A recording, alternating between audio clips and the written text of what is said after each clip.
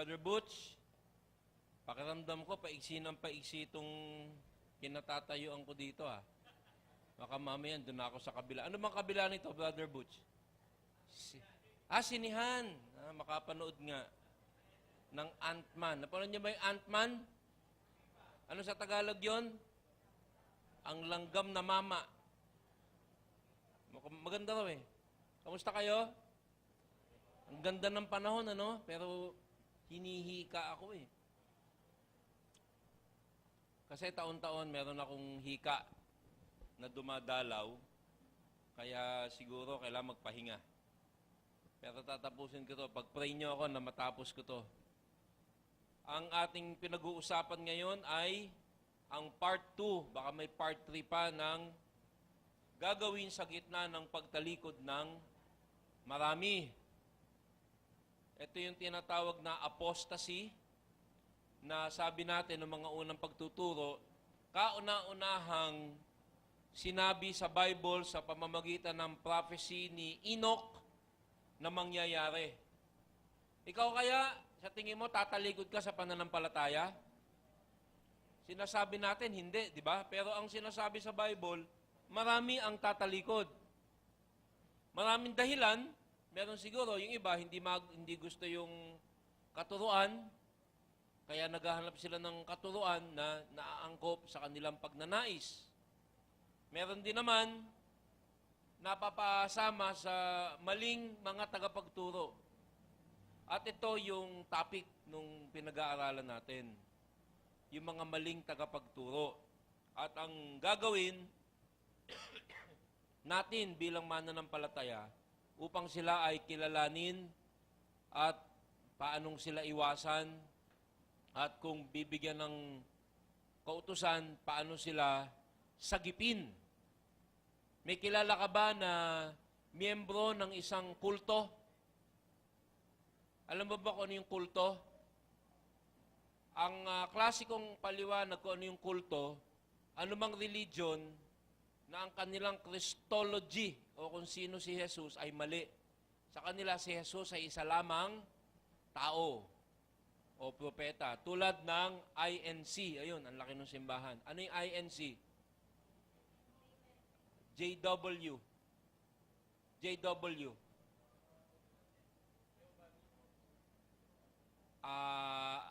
MM. Mormon. KSP. Hindi pala religion yun.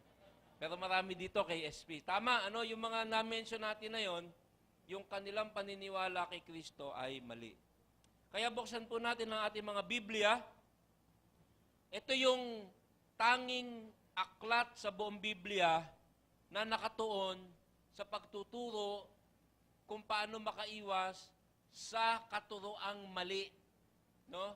Minsan, may mga naliligaw ng landas kasi siguro may sinabi yung pastor, hindi nila nagustuhan, umalis, pumunta sa mali. Ganon. May mga ganon.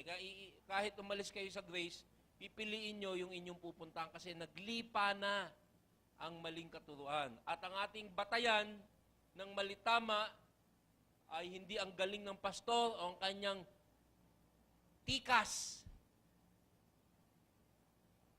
Yung kanyang tayo o yung kanyang galing, hindi yun. Yung kanyang itinuturo na ikinumpara sa katuruan sa Bible. Kaya dito sa Grace, tinuturoan kayo mag-aral ng Bible na book by book, chapter by chapter, verse by verse, minsan word for word, bawat kataga pinag-aaralan. At yan ang ginagawa natin. Jude 20 to 23. Tumayo po tayo muli. Kung hindi nyo mamasamain, patatayuin ko kayo muli at babasahin natin ang mga talatang ito na maiksi lamang. Jude 20 to 23. Ngunit magpakatatag kayo, mga minamahal sa inyong napakabanal na pananampalataya. Manalangin kayo sa tulong ng Espiritu Santo. Manatili kayo sa pag-ibig ng Diyos habang naghihintay kayo sa ating Panginoong Hesukristo na magkakaloob sa inyo ng buhay na walang hanggan dahil sa kanyang habag sa atin. Kaawaan ninyo ang mga nag-aalinlangan. Agawin ninyo ang mga hahatulan sa apoy ng paghuhukom. Ang iba namay kaawaan ninyo ng may halong pag-iingat. Kasuklaman ninyo kahit ang mga damit nilang nadumihan dahil sa kahalayan. Manalangin po tayo sabay-sabay. Panginoon, salamat po sa hapong ito at ang aking kapatiran ay naandito.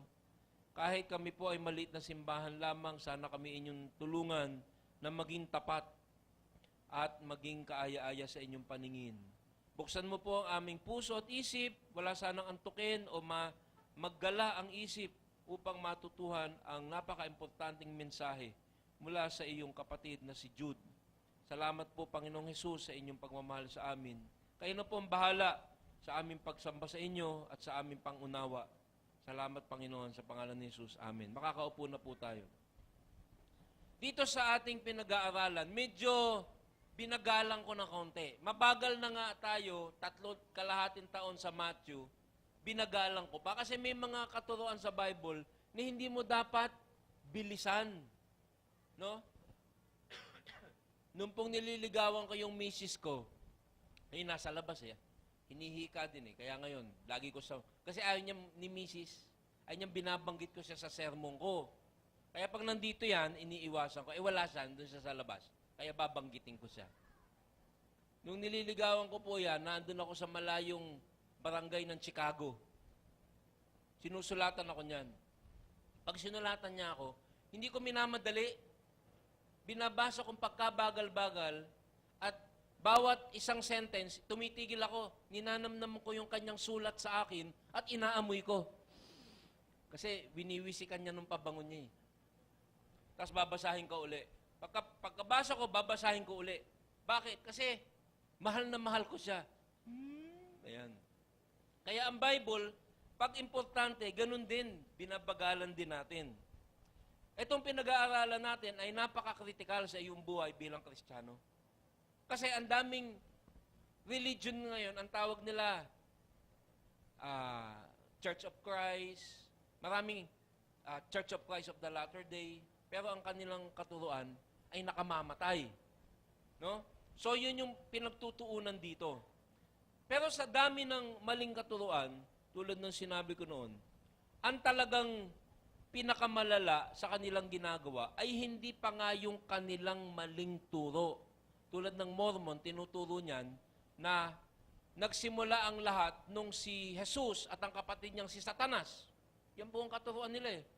Nag-meeting, nakasama ang Diyos Ama nung unang pang panahon at sinabi ng Diyos Ama daw, dun sa dalawa, magpresenta kayong dalawa ng magandang plano sa hinaharap ng sanlibutan. At nagpresenta si Satanas, at ito ay hindi tinanggap, at nagpresenta ang kapatid niyang si Jesus, at hindi tinanggap, at tinanggap yung kay Jesus, kaya ang Satanas nagtampo, nagrebelde. Yan pong istorya ng simula ng mga Mormon. Pero hindi yun ang sira sa mga mananampalataya. Sa dami-dami ng maling katuruan. Ang perwisyo at ang talagang nakakasakit na ginagawa ng maling katuruan mula sa mga pulpito ay pangalawalawang yung maling itinuturo. Ang pangunahing nakakasakit ay yung hindi pagtuturo ng tama. Parang pag-inom ng gamot. Ano? Pag hindi ka meron kasi kaming sa paggawa ng gamot, meron yung tinatawag na placebo. Alam niyo kung ano yung placebo? Yung hindi naman siya gamot, asukal lang siya, pero ibinibigay ito sa mga tao na parang mamamatay na, bibigyan nila, wala nang pag-asa yan, bigyan mo na lang ng placebo. Kaya uminom siya ng gamot, pero iniisip niya, gumiginhawa siya, pero hindi na naman talaga siya gagaling. Sa maling katuruan, nakakatanggap ka ng katuruan, akala mo gumagaling ka. Pero ang talagang nakakasakit, hindi mo natanggap yung Amox 500 ng The Generics Pharmacy na mabisa na, ay teka muna, di pala pwede yun. Hindi komo tayo gumagawa niyan eh, ipopromote. Mali po yun. Tama yun, pero maling sabihin dito. Commercial. Kaya yung pong mga maling pagtuturo na parang tunog Bible, O kaya parang katuruan pantao na pinapalibutan lamang ng mga rekadong parang Bible, yun na nakakasakit. Kasi akala mo, ang natanggap mo ay katotohanan, yung pala ay hindi. At ito pong pinag-aaralan natin ay merong tinatawag na antas ng pagkakamali at mga taong naandun sa kamalian. Kaya nga sinabi natin, dun sa mga, sabi dyan sa verse, ipalabas mo uli yung Jude. Sabi dun sa verse 23 at 22, kaawaan ninyo ang mga nag-aalinlangan. So yung unang antas ng mga nasa maling katuruan, yung mga nag-aalinlangan, hindi naman talaga sila masama o gusto ng mali. Pero napapasok sila sa isang simbahan o isang katuruan na mali. Ang sabi sa atin, kaawaan nyo. Huwag nyo sabihin, ako, mali ka. Pwede mo sabihin yun, pero may pagkaawa at pagmamahal. Tapos, ang sumunod naman, agawin ang mga hahatulan sa apoy. Sino yun? Yung mga talagang lugmok na. Yung iba na may kaawaan na may halong pag-iingat. Ito naman, yung mga teacher na to, nagtuturo na. Kaya dito po sa ating pag-aaral, sa Jude 20-23, medyo humaba kasi ito na talaga yung application. Kasi yung Jude, mula sa verse 1, pagdidescription ng mga maling tagapagturo at ang kanilang mga tagasunod. Ano? Pero dito sa verse 17 at saka verse 20, sinasabi na kung ano yung gagawin mo bilang nakakaalam ng tama, aplikasyon. Sa review, sabi sa verse 20, magpakatatag kayo. So ito yung una mong gagawin para ikay makaiwas sa katuroang mali. Magpakatatag. At atin itong paniliwanag, paano nagpapakatatag? Pag-aaral ng masusi ng salita ng Diyos. Ganun katatatag, hindi lamang sa buhay, kung anong, may problema ka. Suliranin sa asawa, o huwag kang tumingin sa asawa mo.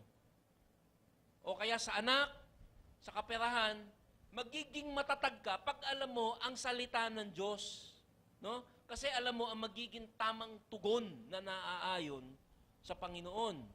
Pangalawa, sa ating pinag-aralan, magpakatatag tapos manalangin sa tulong ng Espiritu Santo. Iyan yung ating ipanaliwanag na pananalangin na naaayon sa kalooban ng Diyos. Ganon manalangin sa tulong ng Espiritu Santo. At paano ka magiging mapanalanganin sa tulong ng Espiritu Santo o naaayon sa kalooban ng Diyos? Pag alam mo ang katuruan. No? Sabi natin, pag alam mo ang Bible, magiging tama ang iyong panalangin at pag ang panalangin mo ay naaayon sa kagustuhan ng Diyos, malamang ito'y kanyang tutugunin sa naaayon sa iyong kagustuhan o hiling. At sinabi rin natin noong nakaraan na pag ang panalangin mo ay naaayon sa kalooban ng Panginoon, dahil matatag ka, tumutulong ang Espiritu Santo na parang humihiling sa Diyos Ama na ipaliwanag kung ano talagang ibig mo sabihin sa iyong panalangin. Pinaliwanag natin yan noong nakaraang linggo. Pangatlo, manatili sa pag-ibig ng Diyos. Doon sa verse 21, ano yung pangatlong gagawin natin? Manatili sa pag-ibig ng Diyos. Ipinaliwanag din natin na yan, you must be obedient. Napaka-direct application na nito. 1, 2, 3, 4 na to. No? Kaya binabagalan ko. Kung ikaw ay Kristiyano, hindi ka naman perfect. Wala naman perfect eh. Pero talagang ikaw ay nagtutuwid, sumusunod sa Panginoon pag nagkasala, nagkukumpisala, ikaw ay, ito yung ibig sabihin nito, no? Na nananatili ka, ibig sabihin, you are an obedient Christian. Pag obedient Christian ka, yung iyong discernment malakas. Yung iyong talino malakas. Kasi, bukas na bukas ang kalangitan at ang pag-iisip mo sa komunikasyon. Kahit Kristiyano ka, at ikaw ay merong kasalanang bukas at hindi mo inaalis, para kang naglalakad ng nakapikit. Malabo ang paningin mo. sapagkat ang talino, ang wisdom, tulad ng Haring Saul, nawawala. Yun ang sinasabi na manatili ka sa pag-ibig. At huli sa lahat, habang naghihintay ka sa Panginoong Hesukristo. Ang paliwanag natin dyan, bilang Kristiyano, dapat alam mo na hindi tayo magtatagal dito. No? Kumpara doon sa haba ng pangwalang hanggan, yung ating buhay dito ay napakaiksi. Sabi nga nung kantang Ingles, "This world is not my home, I'm just a passing through." At tulad nung isang kasabihan, huwag kang magtatayo ng bahay sa tulay. Meron ba dito nagtayo na ng bahay sa tulay? Kasi yung tulay, dinadaanan lang yun. Itong mundong to, tulay lang to mula dine hanggang doon. Ang ating permanenteng bahay ay sa kalangitan. So ang sinasabi, ang takbo ng isip ng tao para hindi malinlang ng mga maling katuruan na nanghihikayat para ikaw ay tumingin. Kasi yung mga maling katuruan sinasabi, pag nag-name it and claim it ka, ibibigay ng Diyos ang hinihili mong bahay, lote, at kung ano-ano pa, yung prosperity gospel. Yan. So yan po yung summary. At ngayon, sinasabi naman kung paano natin ituturing o paano makikitungo sa mga taong naliligaw. Ang tingin ko, bawat isa dito, pag inisa-isa ko, merong kakilala, kamag-anak, kapitbahay na nasa mali. Hello? Kung meron ka bang kakilalang hindi Christian, di nasa mali. Meron ka bang kilala na nagsisimba, pero sinasabi nila, si Jesus ay ganito o ganoon. Kaya dito sinasabi na, paano ba natin sila itatrato? Paano ba natin sila ipapakilala sa Panginoon? Paano ba natin sila aalisin sa maling katuruan? Paano ba natin sila sasagipin? Kung sinasabi mo, Pastor, wala na akong pakialam sa kanila. Kasi ako ligtas na eh. Sasabihin mo, Pastor, hindi namin sinasabi yan. Pero, hindi mo man sinasabi ng malakas. Pero kung wala kang pakialam, doon sa kapitbahay mo, o sasabihin mo nga minsan sa kamag-anak mo, o kung minsan nga sasabihin mo sa magulang mo, na hindi pa nakakakilala o nagsisimba sa mali.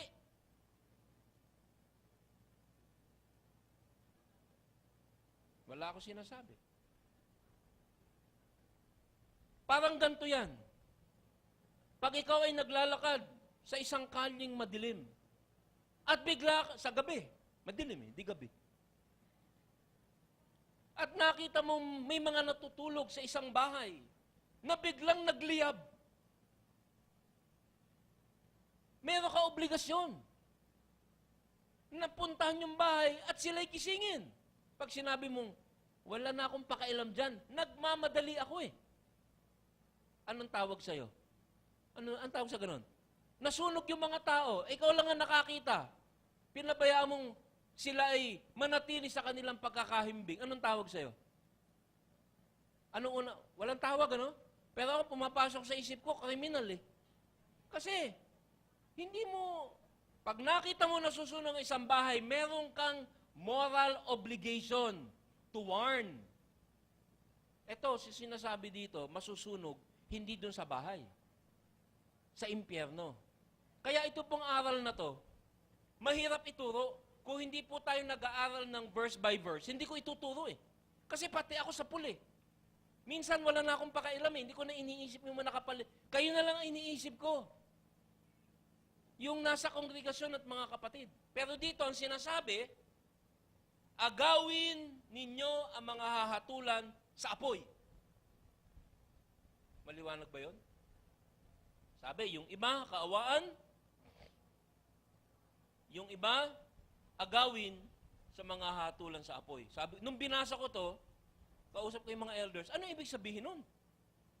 Kasi turo tayo ng turo sa grace na dahil sa maling pag-handle ng salita ng Diyos, may mga tao na nagtuturo at natuturoan ng mali nang hindi nila namamalayan. So, sabi ko, paano ko ba bibigyan ng magandang ilustrasyon? Matapos kong pag-aralin yung katagang, agawin ang mga hahatulan ng apoy. So, pag gusto ko talaga maunawaan ang ibig sabihin sa Bible, unang-una, pinag-aaralan ko yung original na sinulat na Grego. Kasi sinulat to sa salitang Grego. Kasi yung salitang Grego, malalim yung kanyang pagpapaliwanag. Ano? Mapino yung paliwanag. Yung kanyang salita ay mas malinaw. Tulad ng tinatawag na love. Sa English, love. Love, di ba? Love lang. Sa Grego, yung love, tatlo. Alam nyo naman yan, di ba? Ano nga yun? Agape, Pileo, Eros. So, love din yun. Pero pinapaliwanag niya yung uri. So, itong sinasabing pulling them out by fire, ang Grego ay sa isang salita lamang, harpazo. Anong ibig sabihin ng harpazo? So, tiningnan ko yung aking Greek dictionary. Ang harpazo ay isang malakas na imahin kung saan ang isang tao ay hinahablot, no? Nang may puwersa at pagpupumilit. Sabi ko, yung nag-aaral ng mali at tinuturuan ng mali at nagtuturo ng mali, hablutin. So, kasi gusto ko ang maling katuruan, may tulong ng dyablo. May assist yan. Hello? May panlilin lang na supernatural. Sa atin, ang totoo, may assist na supernatural, di ba? Perspicacity. Kalinawan sa tulong ng banal na Espiritu Santo. Praying in the Holy Spirit. May assist sa tulong ng banal na Espiritu Santo. Sa mali, may ganun din. Ibang espiritu nga lang. Kaya ang simbahang naglalakihan, wag nyo, siguro tama yun. Kasi, ang laki. Yung laki po niyan, ang tulong niyan galing sa dilim. Kung palakihan lang ng miyembro, yung Playboy Magazine, malaking organisasyon yan. Yung ISIS, malaking organisasyon yan. Kaya mag-iingat po tayo sapagkat napakatindi ng epekto. Sabi ng Panginoon sa Matthew 16:6, mag-ingat kayo sa pampaalsang ginagamit ng mga Pariseo. Yung leaven, ano yung pampaalsa? Yung impluensya ng pampaalsa, lumalaki. Akala ng mga disipulo, ang impluensya, pagkain. Pero sabi sa Matthew 16:12, naunawaan nila na sila'y pinag-iingat niya sa mga katuruan ng mga Pariseo at hindi sa pampaalsang ginagamit sa tinapay. Napakaliwanag po ng instruksyon sa atin. Ito pong misyon na maaaring ibigay sa ilan sa atin ay maliwanag at ang pamamaraan ay talagang dinitalye. Ngunit kung ikaw ay magagamit na sumagip o manghikayat sa mga tao na umalis sa mali, dapat kang mag-iingat. Dapat kang gumamit ng pag-iingat na napakatindi. Kasi baka ikay maapuyan din, masunog ka rin, o mahata ka din, o kaya ikaw ay madumihan. Sabi sa Mateo 10:16, kung saan dito nangungusap din patungkol sa pagtugon sa mga maling guro. Tingnan ninyo, isinusugo ko kayo na parang mga tupa sa gitna ng mga asong gubat. Kayo'y maging matalino kayong gaya ng ahas at maamo na gaya ng kalapati. I send you out as sheep in the midst of wolves. That is talking about false teachers. Therefore, be wise as serpents and harmless as doves. Maamo, pero tuso. Hindi ko alam kung paano gagamitin ang mensaheng ito ng Panginoon sa iyong buhay o sa simbahang ito. Ngunit dapat natin itong pag-aralan sapagkat ito ay nasa Biblia. Sa pagwawakas, ano ba ang sinabi nitong verses 20 to 23? By the way, hindi pa tapos yung message. Hindi ko matatapos kasi kalahati lang to kasi part ng message na ito ay mga dahilan kung bakit ang mga simbahan ay lumilihis. Mga dahilan kung bakit ang mga simbahan at ang mga dating tamang guro ay lumilihis. At kung paano ang mga katulad natin, minsan ng mga Kristiyano, nasa tama na, lumilihis pa. Mga gawa ngayon ng tinatawag na contemporary church, yung modern church, na may maganda sanang intensyon na maging kaaya-aya ang mga mensahe, ngunit gumagamit ng mga makamundong bagay, maya-maya, nalihis na. Paalalahanan ko po kayo na ang Revelation ay sinulat ilang buwan lamang matapos isulat ang Jude. Pagdating sa Revelation, yung 7 simbahan, no? Nung first century, sa 7, ilan na nalaglag? 5. Nag-apostate. Nagpunta sa mali. Isa-isahin ko rin po yan next week. So mga dahilan kung bakit lumihis at dahilan kung bakit ang mga simbahan noong una mahigit sa kalahati nawala at ang natira ay maliliit at mga inuusig pa. So pinapag-aralan po natin that we must be first of all defensive. No? Tandaan natin na sinabi sa kauna-unahang hula o propesiya sa Biblia na ginawa ng tao, ang kauna-unahang propesiya na binigkas ng tao sa buong Biblia ay patungkol sa false teacher. Ang first prophecy in Genesis was spoken by God, first prophecy. Pero the first prophecy spoken by man, by Enoch, is a prophecy about false teacher. Ibig sabihin, alam na natin. Dapat hindi tayo nabibigla na may mga kumukontra sa Panginoon. We must be defensive. Pangalawa, we must be proactive. Paano tayo proactive meaning nakahanda at naghahanda. Nag-aaral ng Bible, nananalangin, sumusunod, at nakaabang sa pagbabalik ng Panginoon. Ano ibig sabihin nun? Muli, yung waiting for the Lord Jesus Christ in anticipation. Sino dito ang buhay na nung panahon ng hapon? Ilang beses ko nang tinanong yan sa akin 15 taong pagsisemon. Ni minsan wala pang umaamin. Meron doon nagsisikuhan sa likod. Uy. Pero kung buhay ka nung panahong hapon, wala kayo hinihintay kundi ang pagbabalik ni Douglas. Douglas MacArthur. Meron po kaming kamag-anak, yung lolo ko, guerrilla. Hindi gorilla, ha? Wala kami lahing unggoy. Guerrilla.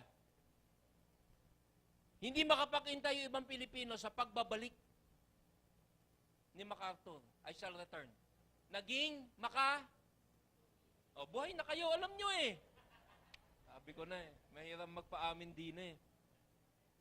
Alam nyo, nung bumalik na si MacArthur, ginawa doon sa aming probinsya, sa Makapili, inilagay sa haulang gawa sa kawayan. At ang lahat ng mga babaeng na-rape at lahat ng mga babaeng ang mga asawa itinuro ng Makapili. Pumila at pinagkukurot. Kurot? Kurot lang. Pagkurot nila, may kasamang laman. Nabalatan po. Totoo mong istorya yan. Nabalatan. Hindi sila makapag-intay. Yung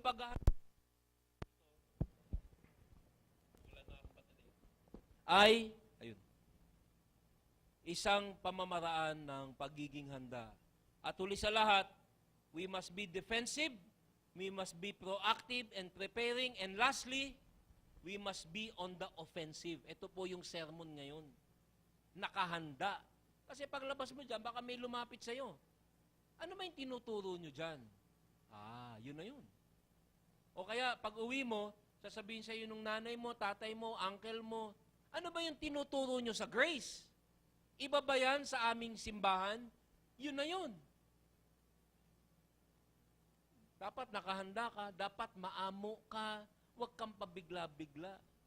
Huwag mo sasabihin, kampon ni Satanas! Hindi, huwag kang gaganon. Kaibiganin mo siya at tingnan mo kung paano mo siya mapapaliwanagan ng Ebanghelyo. Okay? So, hindi ko alam kung paano ang gagawin ng Panginoon sa ating church. Pero, ito na pag-aralan natin na napaka-critical. Hindi lamang para tayo mismo dito sa maliit na Grace Tagalog Service ay makaiwas. No? Kasi ang tingin ko, pag nakarinig ka ng expository preaching, 6 months. Pag iniba ko yung turo ko, malalaman mo eh. Tama, mali. Pag sumasaliwa na ako, sinabi ko, binisita ako ng Panginoon kagabi. At sinabi niya, pag binigyan mo ng love gift, si Pastor EJ. Sabihin, Pastor, nasa sa Bible yan. Tama, mali. Yan ang paghahanda. So I think God will use us. Ginagaya natin yung church sa Philadelphia tsaka sa Smyrna. Very faithful sila sa word. Nausig sila. Pero, nagamit sila. Yan po yung itutuloy. Gusto niyang tapusin yung istorya, you come back next week. Yan. Yumuko po tayong lahat. Habang tayo ay nag-iisip at pinagmumuni-munihan ang ating mga narinig, gusto ko itanong mo sa iyong sarili, ano ba ang implikasyon sa akin nitong aking mga narinig? Unang-una, ako ba ay naglalaro ng apoy? Meron ba ako mga katuruan na hindi ko sinusuri sa liwanag ng Biblia dahil ito'y kaakit-akit? O mga guro na ako'y naakit sa galing ng kanilang tatas. Ngunit, hindi ko naman siya ikinukumpara sa maliwanag na paliwanag ng Biblia. Ako ba ay nag-aaral upang maihanda aking sarili? Ano kaya ang dapat kong gawin upang kung meron mang nagliliyab o napapalapit sa apoy o malapit ng malunod dahil sa kakulangan ng Ebanghelyo, aking mawari na gusto pala akong gamitin ng Panginoon sa mga tao. Ako ba'y lalampas na lang at sabing, bayaan mo na silang masunog ng tulog? Wala akong pakialam dyan. O sasabihin ko, Lord, wala po akong kakayahan. Wala po akong talino. Ngunit may utos kayo. At kalakip ng inyong utos ay kakayahan. Sana, pag dumating ang panahon na iyon, ikay handa. Pag-isipan niyo po yan ng 1 o 2 minuto ng katahimikan at pagkatapos niyan, tayo pangungunahan ni Brother Ronnie sa ating pangwakas na awitin. Magpatuloy po kayong manalangin.